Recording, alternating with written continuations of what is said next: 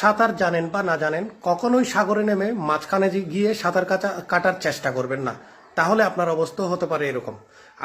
কারণ সাগরে সাঁতার কাটা যায় না। আপনি সাগরে যতই সাঁতার কাটেন, আপনি সেম জায়গায় থেকে যাবেন। দেখুন, এই ছেলেটি যেটা দেখতে পাচ্ছেন আপনারা, সবাই রেস্কিউ করার চেষ্টা করছে, তাকে উদ্ধার করার চেষ্টা করছে। সে সাঁতার কাটতে গিয়ে সাগরে সে দুর্ভাগ্যক্রমে মাঝখানে চলে যায়।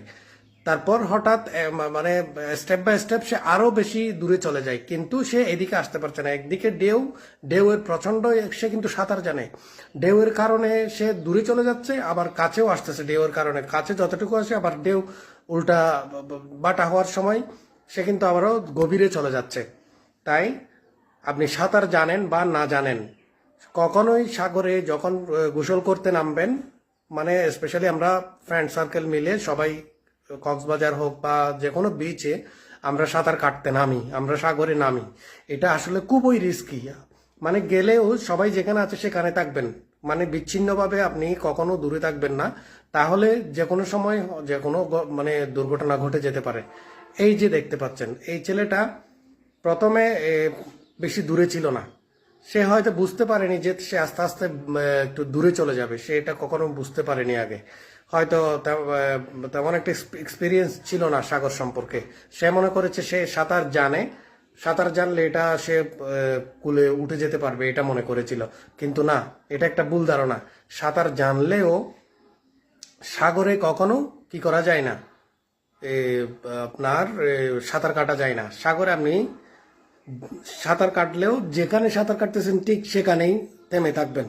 সামনেও যাওয়া যাবে না, পিছনেও আসা যাবে না, একই জায়গায় সাঁতার কাটবেন আপনি, এটা সবার জানা উচিত। আর আরেকটি বিষয় হচ্ছে চূড়াবালি। চূড়াবালিতে পড়লে তো আর এখানে ওঠার কোনো সম্ভাবনাই নেই। তো এই ছেলেটি দীর্ঘক্ষণ সবাই চেষ্টা করার পরে কোনো রকম উদ্ধার করে এই ছেলেটিকে।